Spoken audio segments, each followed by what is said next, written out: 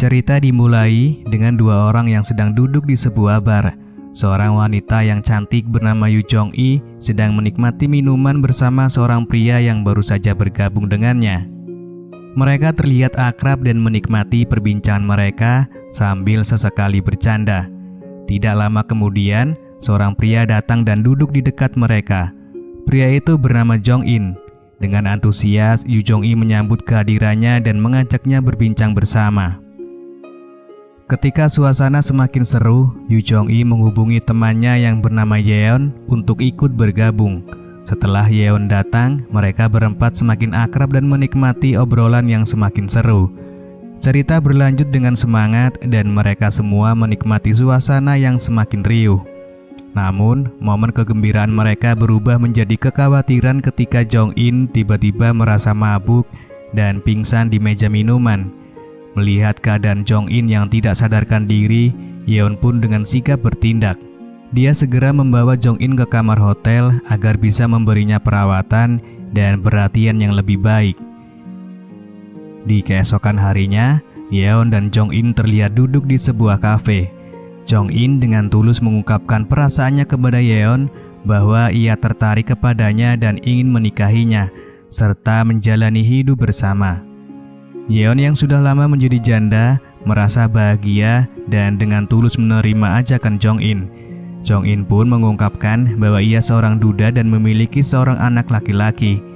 Mendengar itu, Yeon juga mengatakan bahwa dirinya sudah memiliki seorang anak perempuan. Karena mereka mempunyai nasib yang sama, mereka memutuskan untuk hidup bersama. Saat mereka berdua sedang membicarakan hal itu, ternyata Yu Jong-i sedang mendengarkan pembicaraan mereka. Beberapa saat kemudian, ketika Yeon sedang berada di bar, terlihat Yu Jong-i datang menghampirinya. Di situ, Yeon mengatakan bahwa ia akan berhenti berjualan karena akan hidup bersama Jong-in. Ternyata mereka berdua selama ini bekerja sebagai penjual jajanan pinggir jalan. Mendengar hal itu, Yu Jong-i merasa kesal karena Yeon tidak lagi berjualan bersamanya. Ia merasa kecewa dan kesepian karena akan ditinggalkan oleh Yeon, kehilangan mitra kerja dan teman dekatnya. Namun, Yeon tidak ingin terus mencengkam suasana. Jadi dia memutuskan untuk memulai petualangan baru dalam hidupnya. Dia memutuskan untuk memperluas bisnis jajanan pinggir jalan dan mencari mitra kerja baru. Kemudian terlihat Yeon yang menjemput anaknya yang bernama So-min dan mengajaknya untuk pulang bersama. Saat mereka berada di dalam mobil, Yeon pun memberitahu anaknya bahwa ia akan menikah lagi dan mengatakan kepada So-min bahwa malam itu mereka akan pergi ke rumah Jong-in. Mendengar hal itu, So-min terlihat kurang senang. Dia merasa cemas dengan kehadiran Jong-in dan khawatir akan perubahan yang akan terjadi dalam kehidupan mereka.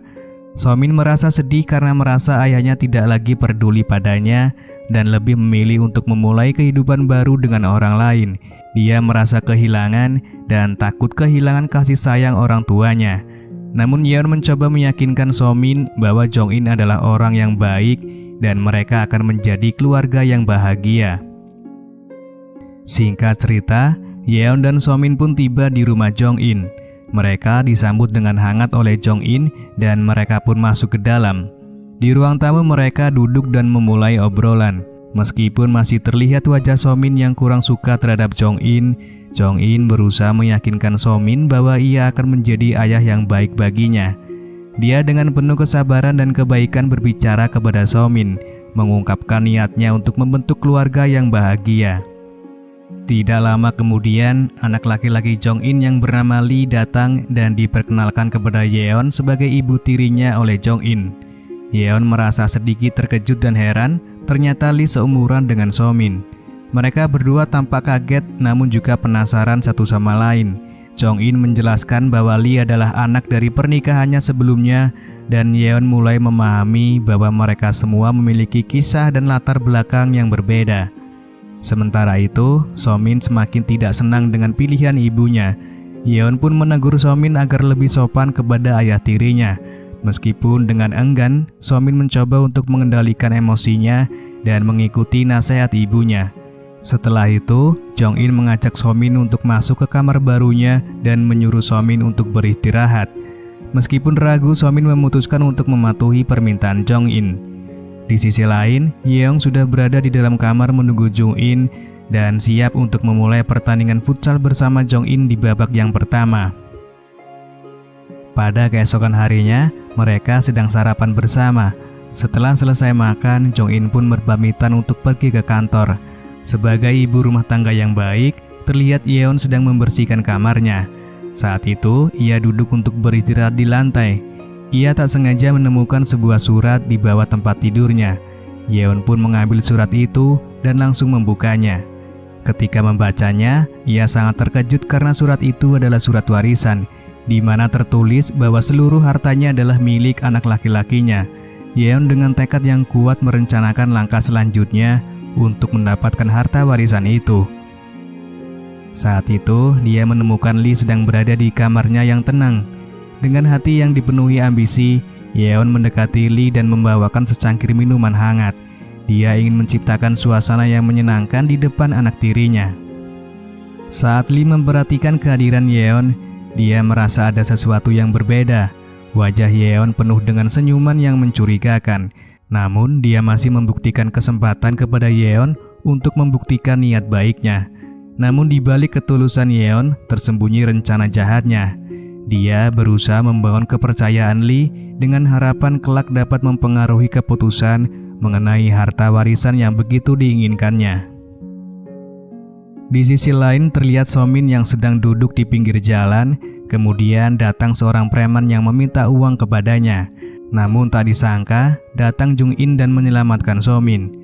Melihat hal itu, Somin yang awalnya tidak senang dengan Jong-in akhirnya menerima Jong-in sebagai ayah tirinya. Lalu di keesokan harinya, Jong-in dan Somin terlihat akan pergi bersama ke suatu tempat yang nyaman. Mereka berdua pergi ke sebuah lapangan futsal.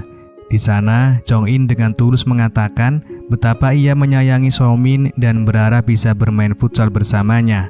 Somin yang terharu dengan ucapan itu dengan senang hati mengabulkan permintaan Jong-in. Mereka berdua kemudian bermain futsal dengan penuh semangat. Akhirnya, tidak lama kemudian, Jong-in berhasil menjebol gawang yang dijaga oleh Somin. Sementara itu di tempat lain, Yeon dan Lee berada di rumah. Yeon melihat ini sebagai kesempatan bagus untuk menerapkan rencananya. Ia mengajak Lee bermain futsal dengan dirinya.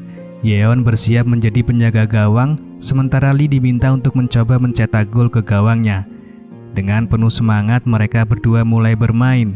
Yeon berusaha dengan keras menjaga gawangnya, sementara Lee berusaha sebaik mungkin untuk mencetak gol. Permainan itu berlangsung dengan seru dan terlihat kebersamaan di antara ibu tiri dan anak tirinya. Meskipun awalnya Lee merasa agak ragu, namun ia menuruti instruksi dan petunjuk yang diberikan oleh ibu tirinya.